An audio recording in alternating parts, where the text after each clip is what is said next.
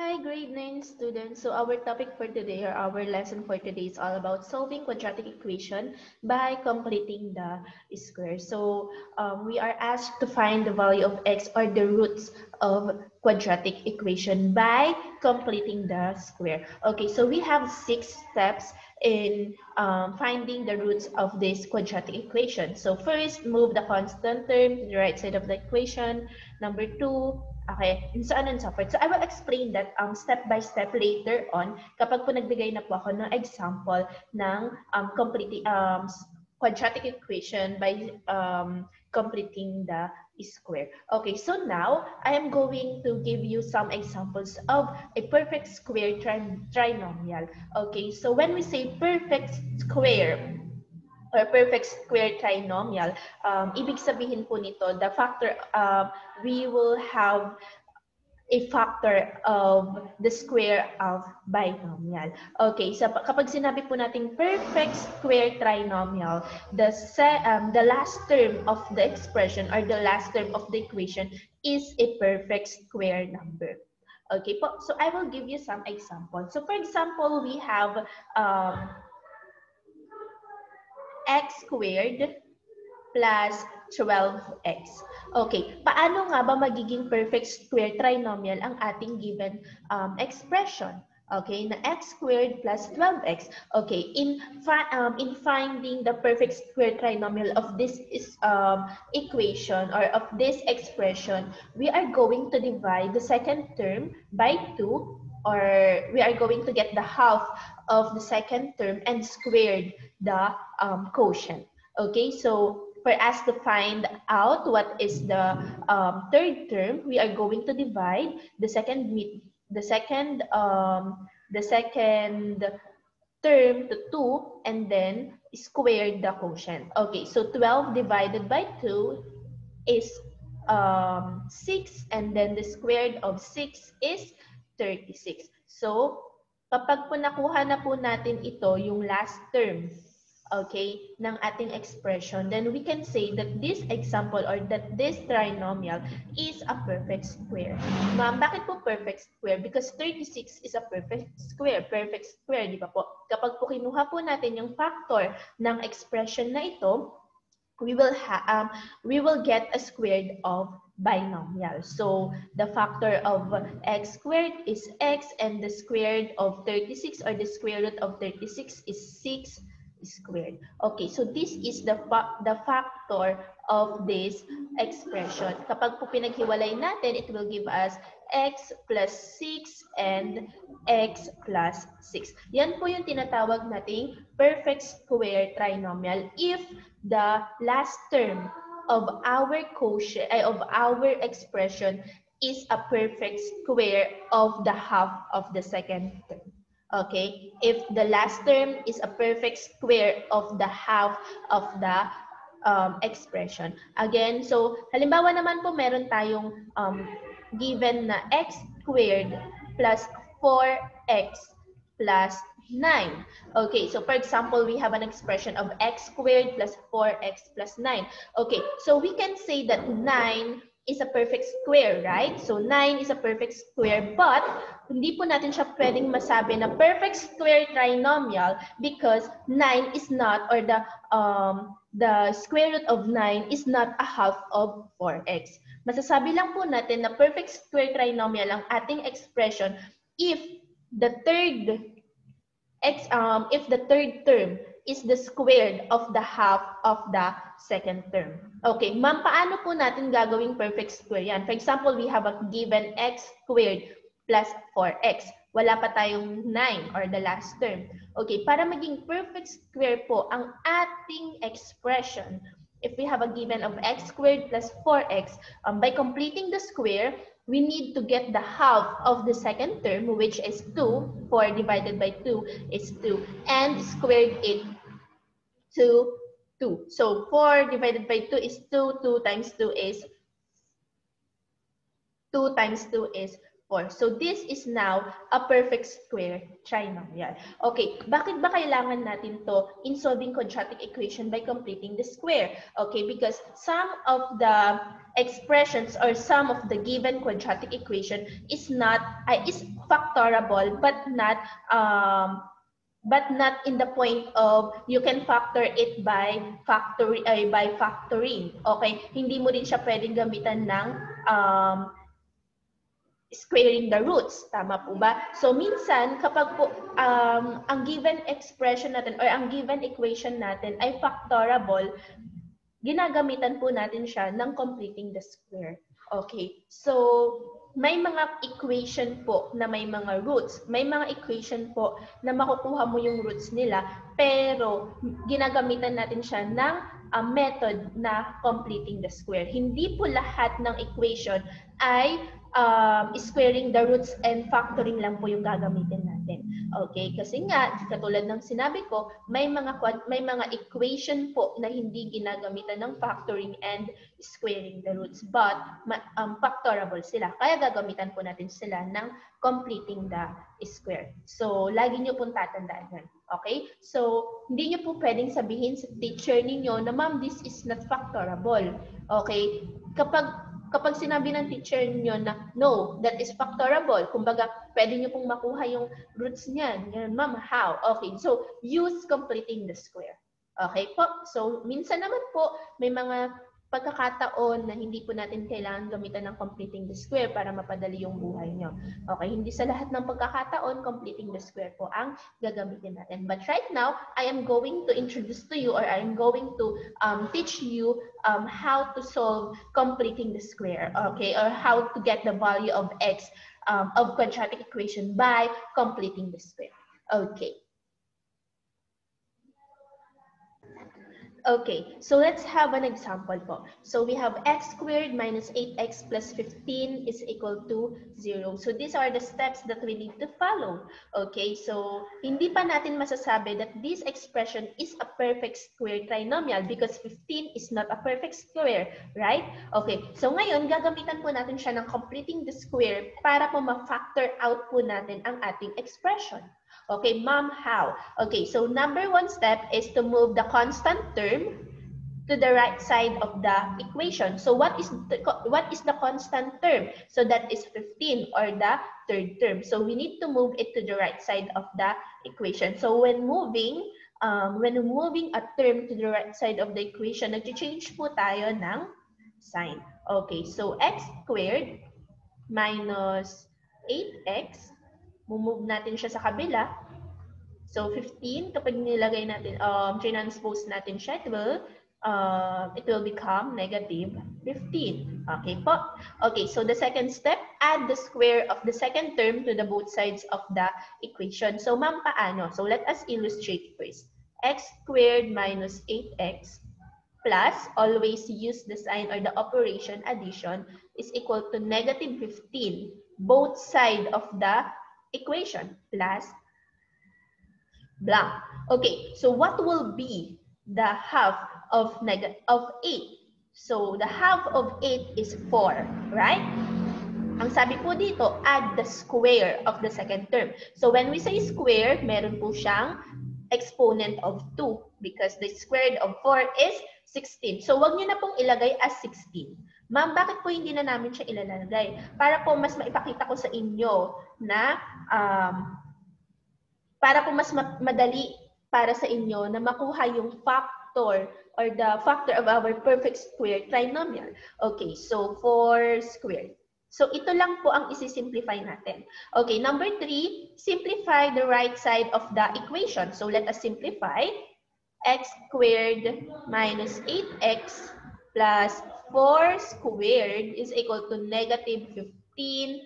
4 times 4 or the square root of 4 is positive 16. Okay, let us simplify again. So we have x squared minus 8x plus 4 squared is equal to negative 15 plus 16 is positive 1.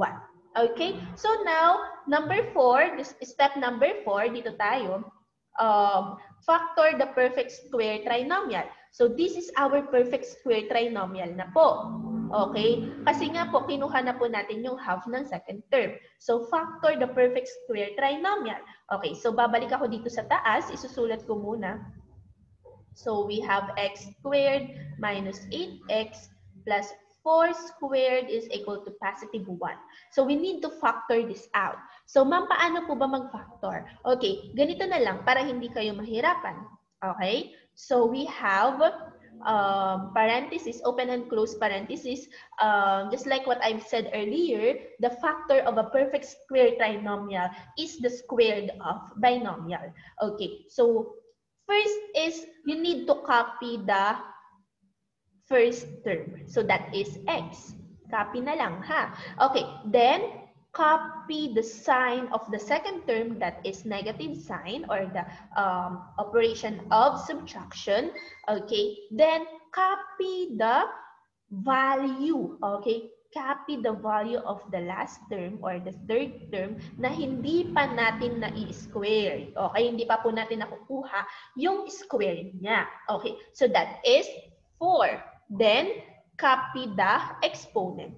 That is x minus 4 or the square of x minus 4 is equal to 1. Okay, what is the fifth step? Number 5, extract the square root of both sides of the equation. Okay, fifth step is to extract the equation. Okay, extract the equation, extract the square root of both sides of the equation. And don't forget to put positive and negative because in extracting the roots, we always get positive and negative answers. Okay, so now let's extract this and then cancel this out because the square root is equal to the squared, okay, or the exponent or the power of 2. So then copy x minus 4 is equal to positive and negative square root of 1. Okay, number 6, solve for x. Okay? Oh, wait lang. Just wait for let me, what is the square root of 1? That is positive. What is the square root of 1? Okay, so that is 1. Positive and negative 1. Okay, so now we are going to solve for x.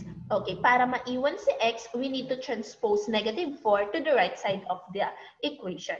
Okay, so x is equal to 4. Don't forget, kapag po mag-transpose tayo dito po sa unahan ng ating operation. Okay, so it will become positive 4, positive and negative 1. Okay, so pwede na po na ito yung sagot natin, but you need to simplify your answer. So dahil nga grade 9 na kayo, you need to simplify your answer. So for our final answer, okay, so let's simplify. X is equal to 4 plus 1. We need to get 2 answers. Okay, x is equal to 4 minus 1. Kapag pinaghiwalay po natin sila. So 4 plus 1 is 5. And x is equal to 4 minus 1 is positive 3. So the solution or the roots of x squared minus 8x plus 15 is equal to 0 is x is equal to 5 and x is equal to 3. Okay? So naiintindihan po. Okay. So now let's proceed to our next example. Okay? Let's proceed to our next example.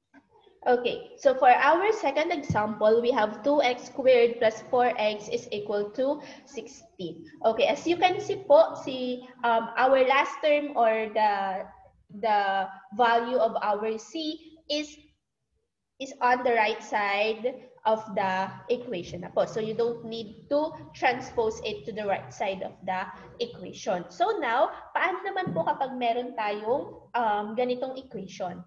Okay, so you need, our first step is to divide all the terms by the coefficient of x squared.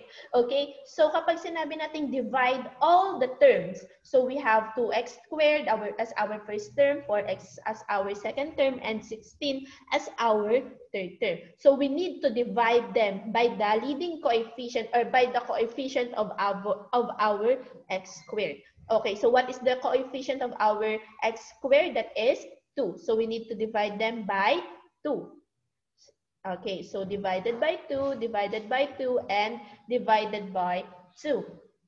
Okay, so cancel this out because 2 divided by 2 is 1. Okay, just write x squared plus 4 divided by 2 is 2.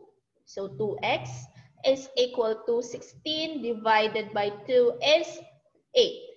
Okay, so now let's add the square of the second term to the both sides of the equation. Okay, so illustrate first. We have x squared plus 2x plus blank 8 plus blank. Okay po? So we need to find the half of the square of the second term po. Okay, we need to square the half of the second term. Okay, so 2 divided by 2, that is 1 squared. So 1 squared. Okay, so now let's simplify the right side of the equation. Okay, so x plus 2x plus 1 squared is equal to 8 plus 1 because 1 times 1 is equal to 1. Okay, very good. I forgot to put squared here. Okay, so now let's simplify again. X squared plus 2x plus 1 squared or 1 is equal to 9. Okay, very good. So now let's factor the perfect square trinomial. Again, let's factor the perfect square trinomial. We have x squared, susulat ko lang po ulit, plus 2x plus 1 is equal to 9. O, sige, lagay natin yung squared ng 1. Kunwari naman, may squared si 1. Okay, so what is the process again, class?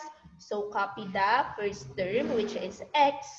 Then copy the sign of the second term, which is plus or addition or positive sign. Then copy the last term, the value of the last term, that is 1.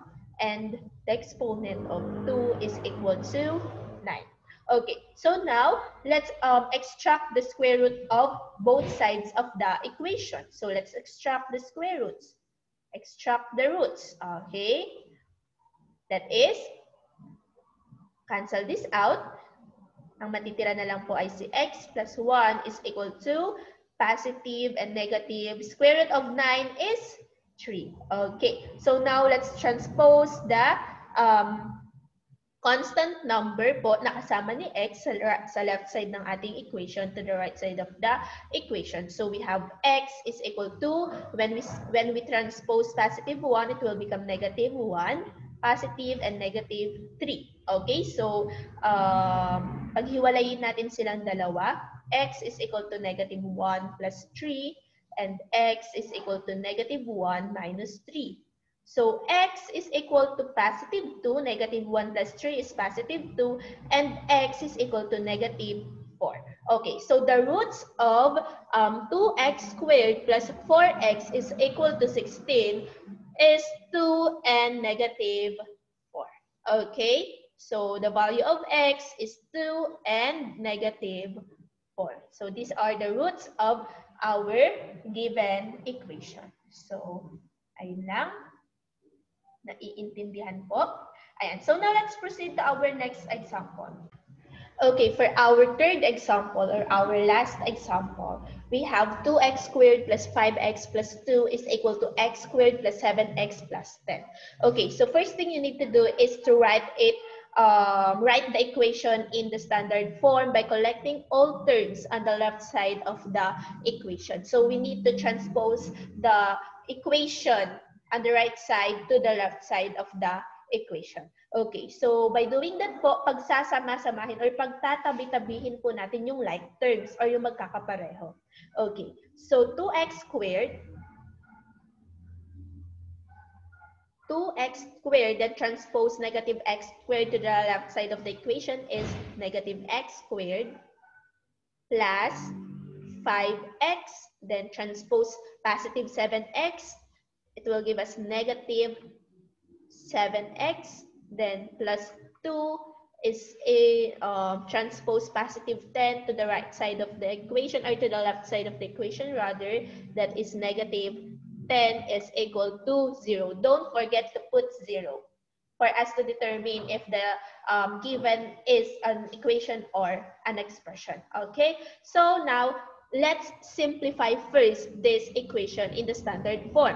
Okay, so 2x squared minus x squared is x squared because 2 minus 1 is 1.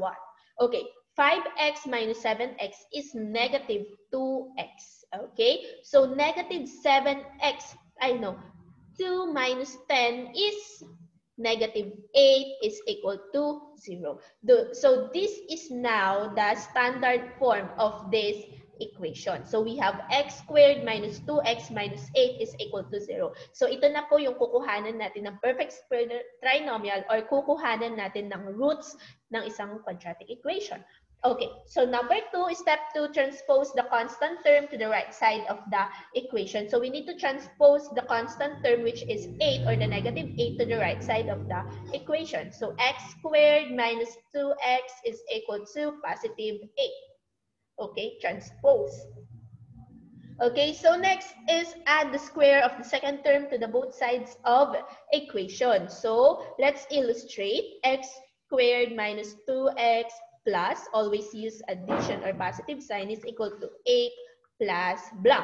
Okay, so to the both sides of equation.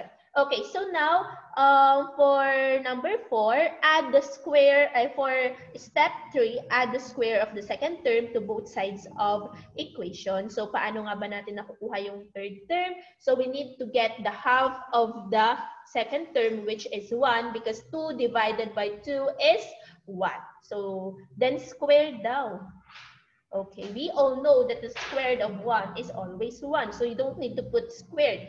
Para mapakita ko lang sa inyo yung pag-factor out natin mamaya. Then simplify the right side of the equation. So x squared minus 2x plus 1 is equal to 8 plus 1. Okay po. So dito na po natin siya dadalhin.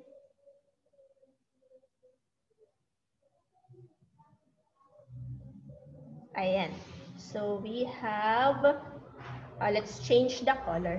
Okay, so let's simplify 8 plus 1, that is positive 9. So x squared minus 2x plus 1 is equal to 9 because 8 plus 1 is 9. Okay po. So now let's factor the perfect square trinomial. This is already a perfect square trinomial, so we need to factor this out. So copy the first term, which is 6, which is x, then copy the sign of the second term, which is 1, and copy the sign, copy the value of last term, that is 1, and then squared is equal to 9. Okay, so let's factor this out. Or let's get this, let's extract the square root of both sides of the equation. So let's put square root to the both side of the equation. Then cancel this out. May iwan na lang po si x minus 1 is equal to positive and negative. What is the square root of 9? That is 3. Okay, very good. So now let's transpose negative 1 to the right side of the equation. So x is equal to 1 plus 3. And x is equal to 1 minus 3. Okay? So, kinuha ko na po yung pinaghiwalay ko na po sila. Pero kapag hindi po natin siya paghihiwalayin, ganito po ang magiging kakalabasan po niyan. Okay? So, now let's find the value of x or solve for x. So, x is equal to 1 plus 3 is 4, and x is equal to 1 minus 3 is negative 2. So the roots of x squared minus 2x minus 8 is equal to 0 is 4 and negative 2. Okay, so x is equal to 4. Okay, so x is equal to 4 and x is equal to negative 2. Okay, so that's all for today, grade 9 students. See you po again sa susunod nating mga video. Good luck and God bless po. Bye-bye po.